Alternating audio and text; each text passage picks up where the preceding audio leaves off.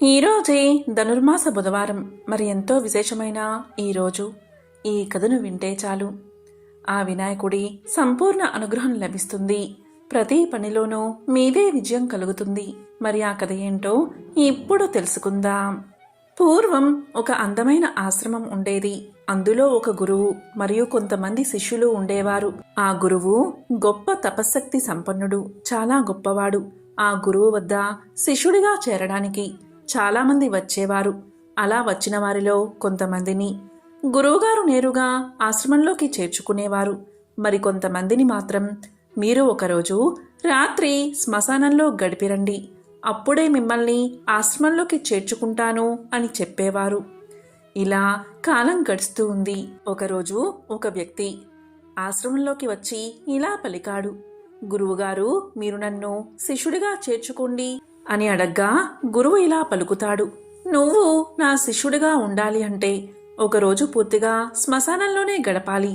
అలా నువ్వు అక్కడ ఏది చూసినా, దాని నుండి నీవు ఏది తెలుసుకున్నా మరుసటి రోజు వచ్చి దాన్ని నాకు వివరించాలి.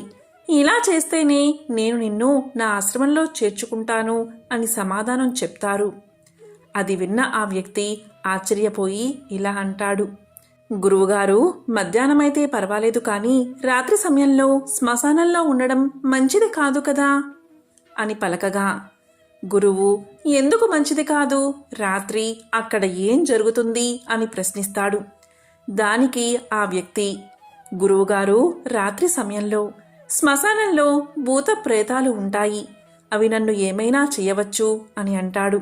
దానికి గురువు, నాయనా, నీవు ఎప్పుడైనా భూత ప్రేతాలను చూసావా అని అడగ్గా, దానికి ఆ వ్యక్తి, లేదు గురువుగారు, నేను చూడలేదు, కానీ నేను విన్నాను. కొంతమందికి భూతాలు ఆవహిస్తాయి, దెయ్యాలు పట్టుకుంటాయి. ఆ సమయంలో వారు వింత వింతగా ప్రవర్తిస్తారని నేను విన్నాను అంటాడు. అప్పుడు ఆ గురువు, నాయనా, ఇవన్నీ కూడా నీవు విన్నవి మాత్రమే కదా, మరి వాటి గురించి పూర్తిగా తెలుసుకోవాలి కదా. అందువల్ల నీవు ఒక పగలు ఒక రాత్రి అక్కడే ఉండి చూడు, తరువాత నీకే తెలుస్తుంది రాత్రి సమయంలో భూత ప్రేతాలు ఉంటాయో లేదో అని.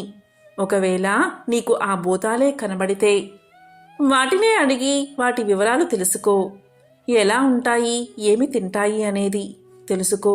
ఒకవేళ నీకు అవి కనబడకపోతే నీకే తెలుస్తుంది కదా భూత ప్రేతాలు అనేవి ఉండవని.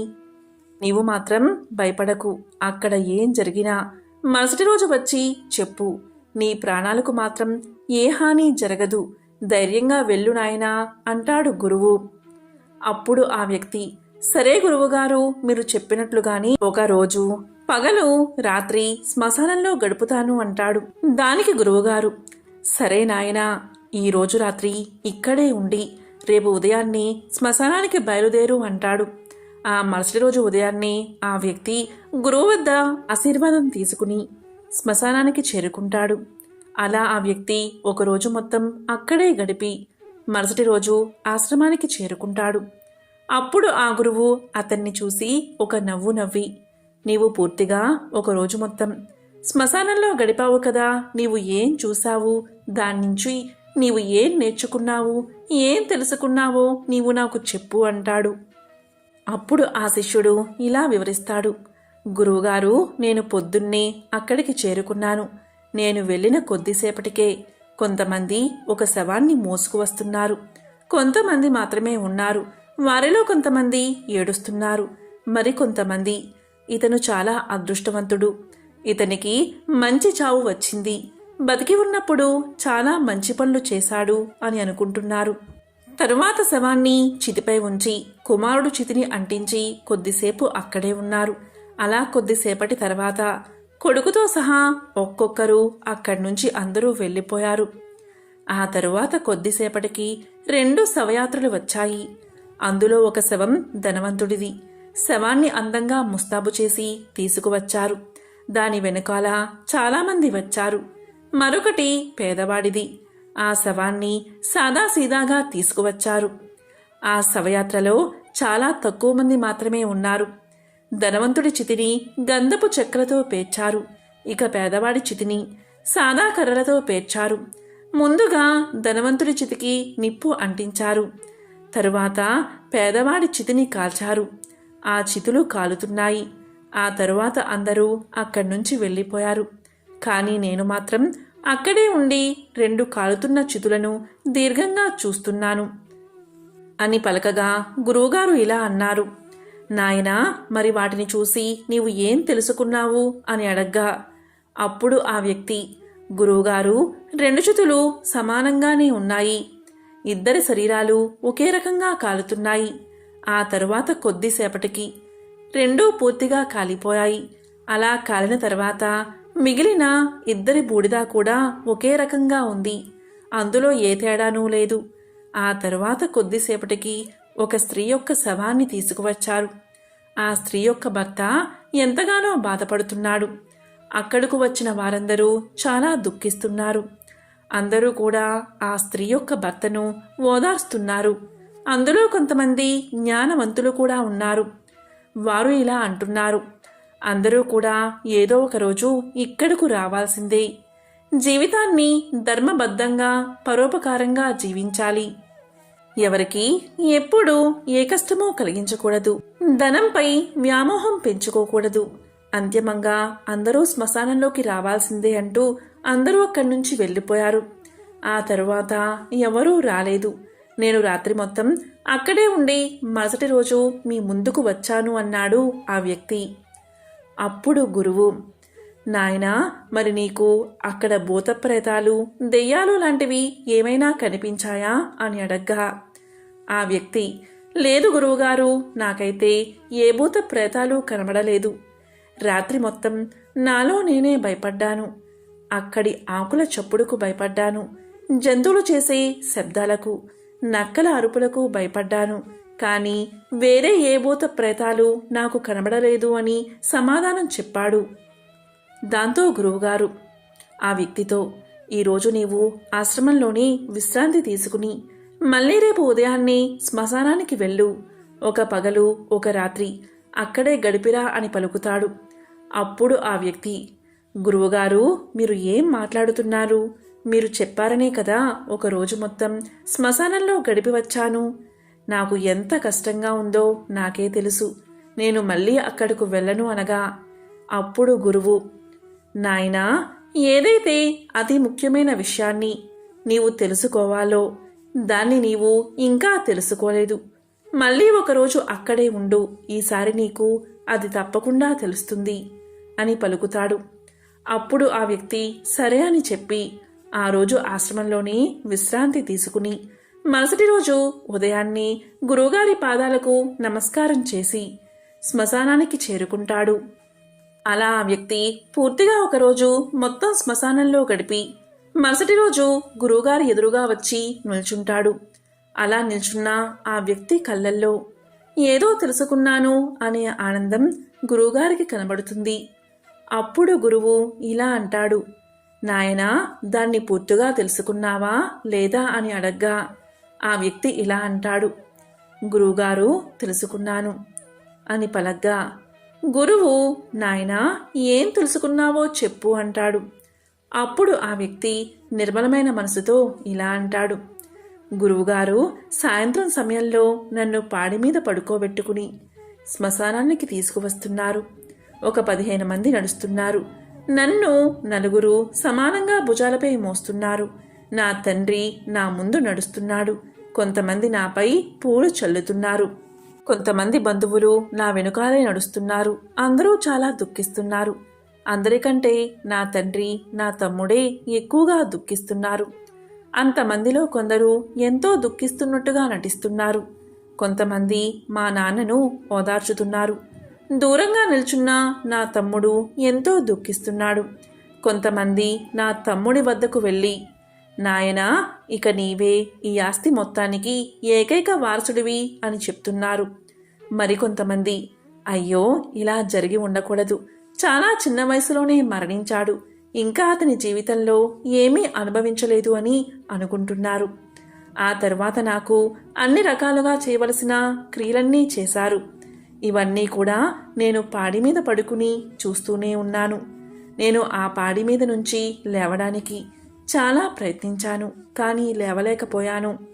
నేను శ్వాస తీసుకోవడానికి కూడా చాలా ప్రయత్నిస్తున్నాను, కానీ తీసుకోలేకపోతున్నాను. ఎందుకంటే నాలో ఊపిరి లేదు. నేను నా తండ్రిని పట్టుకుని గట్టిగా గుండెలకు హత్తుకోవాలి అనుకుంటున్నాను, కానీ నేను లేవలేకపోయాను. నా తమ్ముడితో మాట్లాడాలి అనుకున్నాను. తల్లిదండ్రులను బాగా చూసుకోమని చెబుదామనుకున్నాను, కానీ నేను ఏమీ చేయలేకపోతున్నాను. ఆ తరువాత నన్ను చితిపై ఉంచి నాపై కర్రలు ఉంచారు. నా ముఖాన్ని కూడా మూసేశారు. ఇక నాకు బయట ఏదీ కనిపించడం లేదు. నాకు లోపల చాలా బాధ కలుగుతుంది. ఆ తరువాత నాకు అర్థమైపోయింది, నన్ను కాలుస్తున్నారు అని. కాళ్ళు చేతులు కాలిపోతున్నాయి, ఎముకలు కాలిపోతున్నాయి. మెల్లిమెల్లిగా అగ్ని ఎక్కువగా మండుతుంది. ఆ మంటల్లో నుంచి తప్పించుకోవడానికి ప్రయత్నిస్తూనే ఉన్నాను. నా శక్తిని అంతా కూడా కూడగట్టుకుని ఎంత ప్రయత్నించినా సరే చూస్తూ ఉండడమే తప్ప నా వల్ల ఏమీ చేత కావడం లేదు. ఇక చివరకు నేను అగ్నిలో పూర్తిగా కాలిపోయాను. నేను ఆ పూర్తి రాత్రి కాలుతున్న నన్ను నేనే చూసుకున్నాను. ఇక చివరకు నా అంతిమ రూపంగా కేవలం బూడిద మాత్రమే మిగిలింది. ఎంతో అందమైన నా శరీరం ఈరోజు ఒంటరిగా ఒక శ్మశానంలో బూడిదగా మారిపోయింది. అలా ఆ బూడిదను చూస్తూనే ఆ రాత్రి గడిచిపోయింది. నాకు ఆ రాత్రి ఏ భయమో వెయ్యలేదు. ఇక ఉదయాన్నే మీ ముందుకు వచ్చాను అని చెప్పాడు ఆ వ్యక్తి. అప్పుడు ఆ గురువు ఒక నవ్వు నవ్వి, ఇప్పుడు నీవు నా శిష్యుడిగా ఉండే అర్హతను సాధించావు. నీవు ఏదైతే తెలుసుకోవాలని నేను కోరుకున్నానో దాన్ని నీవు పూర్తిగా తెలుసుకున్నావు.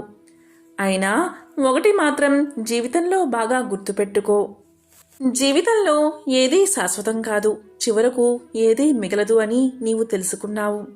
ఈ లోకంలో శ్మశానానికి వెళ్ళిన ప్రతి వ్యక్తి అయ్యో అందరూ ఇక్కడికి రావాల్సిందే, ఏదీ శాశ్వతం కాదు అని అనుకుంటారు. అలా శ్మశానం నుంచి బయటకు రాగానే ఆ విషయాన్నే మర్చిపోతారు. మళ్ళీ ఇంతకు ముందులాగా స్వార్థంతో, పగతో, డబ్బు ఆశతో జీవిస్తారు. డబ్బు సంపాదనతో జీవితం మొత్తం అయిపోతుంది.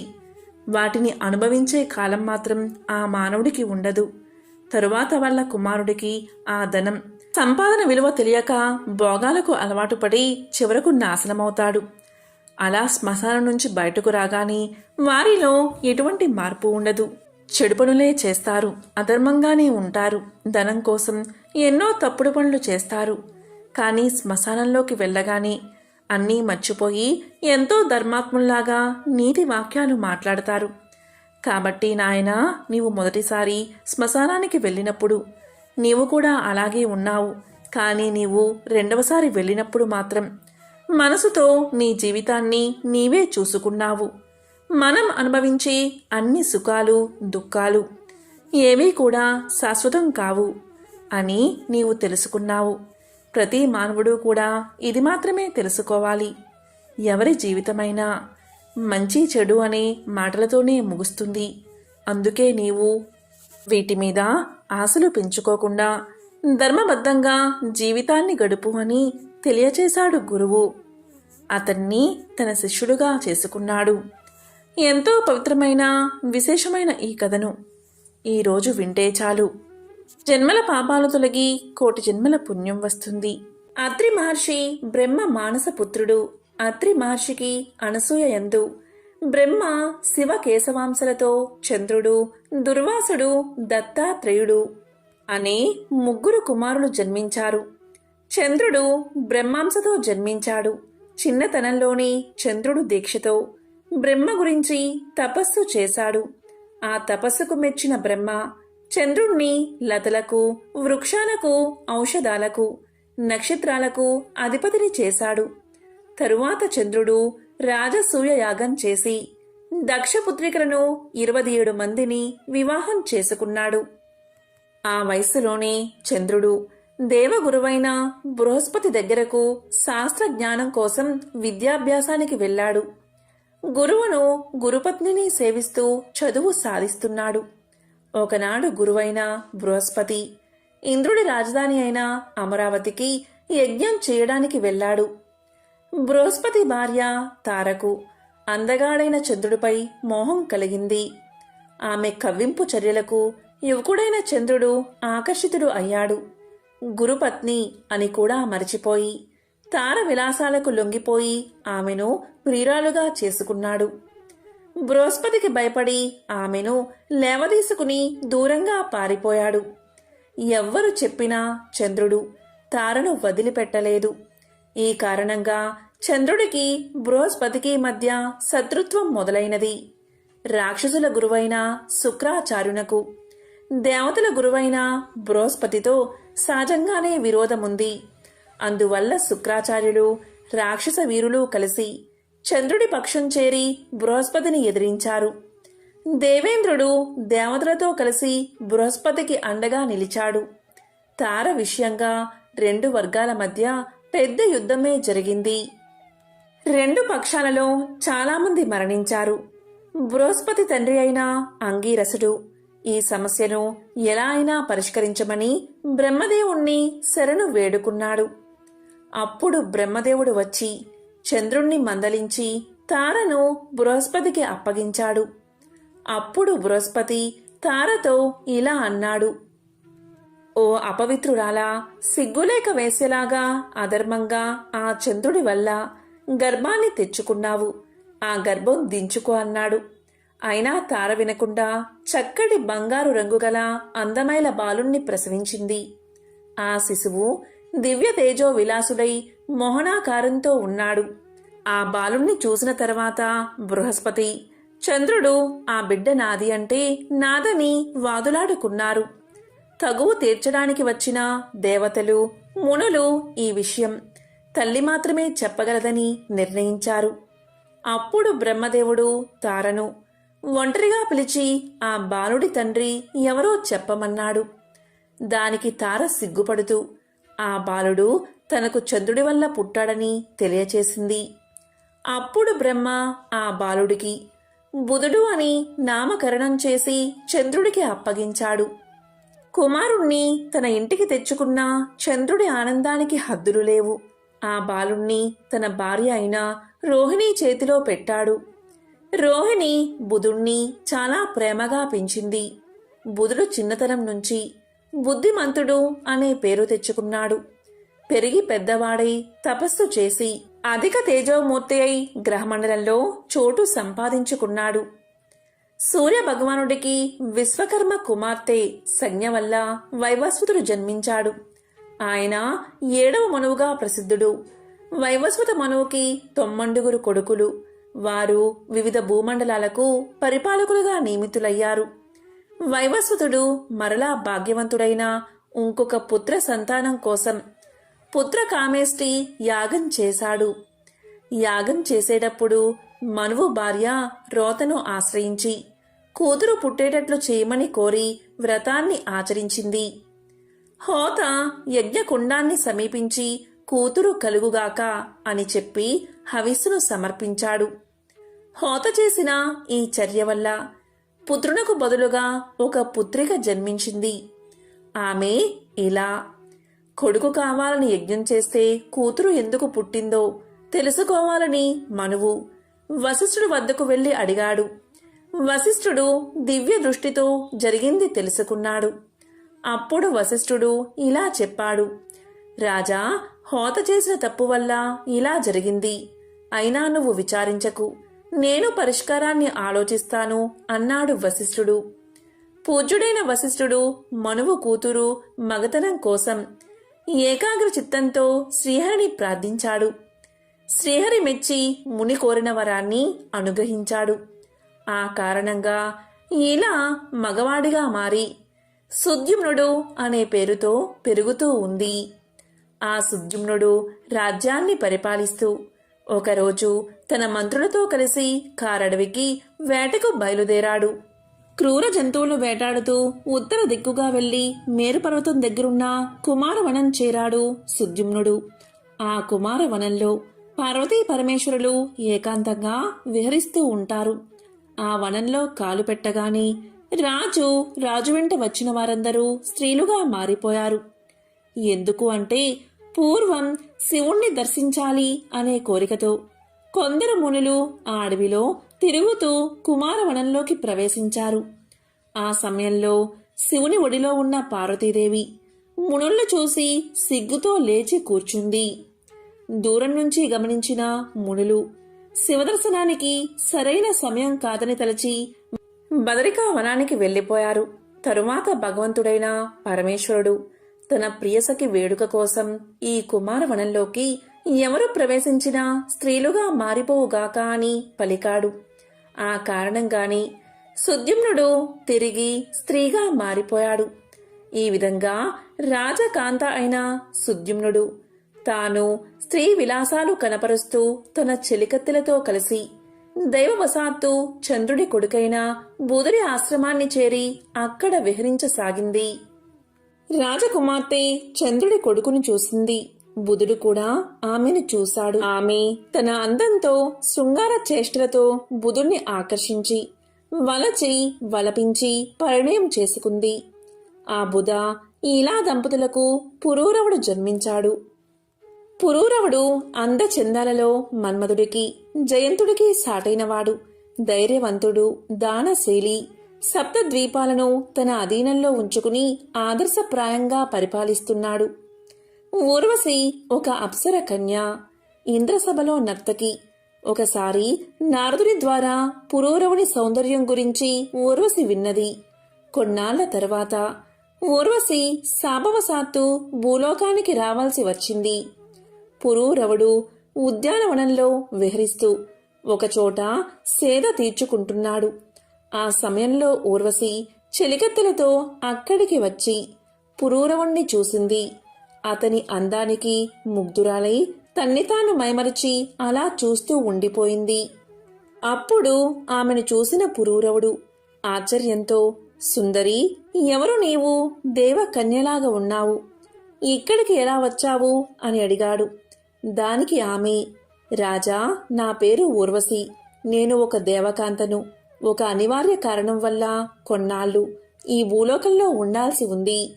నారదుని ద్వారా నీ అందచందాలు, పరాక్రమం గురించి విన్నాను అని సమాధానం చెప్పింది. పురూరవుడు కూడా అప్సరకాంత అందానికి, ఆమె వయ్యారపు సొగసుకు దాసుడు అయిపోయాడు. తన మందిరంలో ఉండి తన్ని అనుగ్రహించమని వేడుకున్నాడు. ఊర్వశి తనకు పురూరవునిపై ఉన్న కోరిక నెరవేరబోతున్నందుకు ఎంతో ఆనందించింది. అప్పుడు ఆమె ఇలా పలికింది, రాజా, నీపై నాకు మోహం ఏర్పడింది. నీతో జీవించడం కూడా నాకు ఇష్టమే. కానీ నేను 2 గొర్రె పిల్లలను నా బిడ్డల్లాగా పెంచుకుంటున్నాను. నీవు వీటిని పోషించాలి. వాటికి ఎటువంటి ఆపద రాకుండా రక్షించాలి. నువ్వు దిశ మొలతో నాకు ఎప్పుడూ కనబడకూడదు. నా ఆహారం నెయ్యి, దానికి ఎప్పుడూ కొరత రాకూడదు. వీటిలో ఏది జరగకపోయినా అదే క్షణం నిన్ను విడిచి వెళ్ళిపోతాను అంది ఊర్వశి. రాజు ఆ నియమాలకు అంగీకరించి ఆమెను తన రాజభవనానికి తీసుకెళ్లాడు. ఊర్వశి పురూరవులిద్దరూ ఒక్కటై విహరిస్తూ ఆనందంగా జీవితాన్ని గడుపుతున్నారు. కొన్నాళ్ల తర్వాత ఇంద్రసభలో ఊర్వశి లేకపోవడం గ్రహించిన ఇంద్రుడు ఆమె ఎక్కడుందో వెతికి పట్టుకురమ్మని కొందరు గంధర్వులను నియమించాడు. వారు నడిరాత్రి భూలోకం వచ్చి ఊర్వశి పెంచుకుంటున్న గొర్రెలను పట్టుకున్నారు. అవి భయంతో గట్టిగా అరవడం మొదలుపెట్టాయి. ఆ అరుపులకు నిద్రలేచిన ఊర్వశి తన గొర్రెను రక్షించడం కోసం పురూరవుణ్ణి నిద్ర లేపడానికి ప్రయత్నించింది. కాని అలసి ఒళ్ళు మరచి మత్తు నిద్రలో ఉన్న పురూరవుడు వెంటనే లేవలేదు. దాంతో ఊర్వశి ఇలా పలికింది, రాజా, నేను ఎంతో ప్రేమగా పెంచుకుంటున్నా నా గొర్రె పిల్లలను దొంగలు ఎత్తుకుపోతుంటే లేవకుండా ముద్ద నిద్రపోతున్నావు. కళ్ళు మూసుకుని నిద్రపోతో నా కౌగిలి వదలడం లేదు.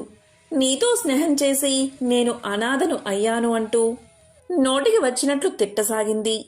ఊర్వశి పౌరుషమైన మాటలకు హఠాత్తుగా లేచిన పురూరవుడు తన బట్టలు ఊడిన సంగతి కూడా గ్రహించక కత్తిపట్టి గంధర్వులను ఓడించి గొర్రెలను తీసుకువచ్చాడు.